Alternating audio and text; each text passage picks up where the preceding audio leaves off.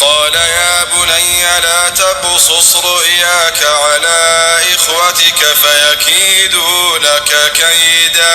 السلام علیکم، welcome to my channel info T V. معزز ناظرین، امید ہے کہ آپ خیریت سے ہوں گے. خوابوں کے سلسلہ میں آج ہم بہت اہم ٹاپک لے کر آئے ہیں.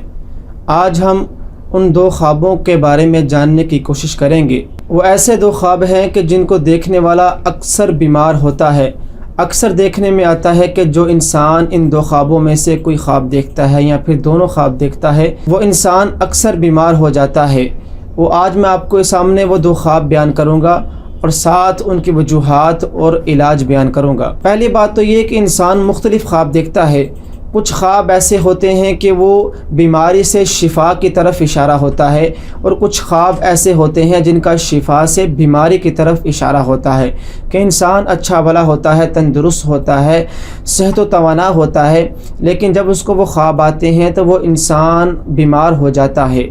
ان دو خوابوں کے بارے میں جاننے کی کوشش کرتے ہیں. پہلا خواب یہ کہ اگر کوئی انسان اپنے خواب میں یہ دیکھے کہ اس کو کسی کتے نے کاٹ لیا ہے، تو ممکن ہے کہ وہ انسان اسی دن صبح کو یا پھر 2-3 دن بعد وہ انسان بیمار ہوگا.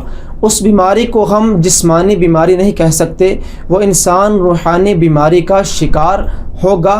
اس انسان کو کسی روحانی بیماری میں مبتلا کیا جائے گا. اس کے لیے جسمانی علاج کے علاوہ روحانی علاج کروانا بھی ضروری ہے. دوسرا خواب وہ کہ جو انسان اپنے خواب میں یہ دیکھے، یہ پہلے خواب سے بھی زیادہ خطرناک ہے کہ جو انسان اپنے خواب میں یہ دیکھتا ہے اس کو کسی چھپکلی نے کاٹ لیا ہے، تو وہ انسان ضرور روحانی بیماری کا شکار ہوگا، اور اس کو چاہیے وہ اپنا روحانی علاج کروائے.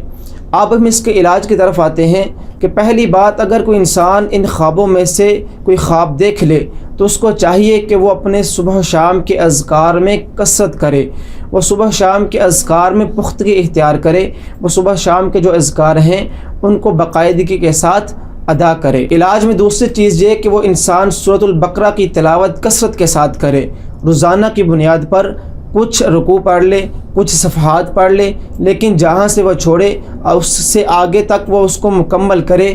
روزانہ کی بنیاد پر سورۃ البقرہ کی تلاوت کرنا اس علاج میں شامل ہے. تیسری چیز، وہ انسان ایک بار لازمی بیری کے پتوں کے ساتھ غسل کرے، کیونکہ بیری کے پتوں سے غسل کرنا یہ روحانی مریض کے لیے ضروری ہے. چوتھی چیز یہ کہ اپنا خواب کسی بھی انسان کے ساتھ شیئر نہ کرے سوائے اس کے جس سے آپ نے خواب کی تعبیر پوچھنی ہو.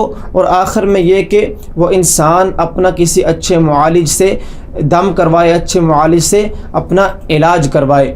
تو بہرحال جو بھی انسان ان دو خوابوں کو دیکھے ان کو کبھی بھی معمولی نہ سمجھے، اپنا علاج کروائے. اچھا خواب ہے تو الحمدللہ، برا خواب ہے تو اعوذ باللہ من الشیطان الرجیم یا اعوذ باللہ من الشیطان الرجیم من شر ہذہ الرؤیا. اللہ رب العالمین ہم سب کے ہم ناصر ہوں. السلام علیکم.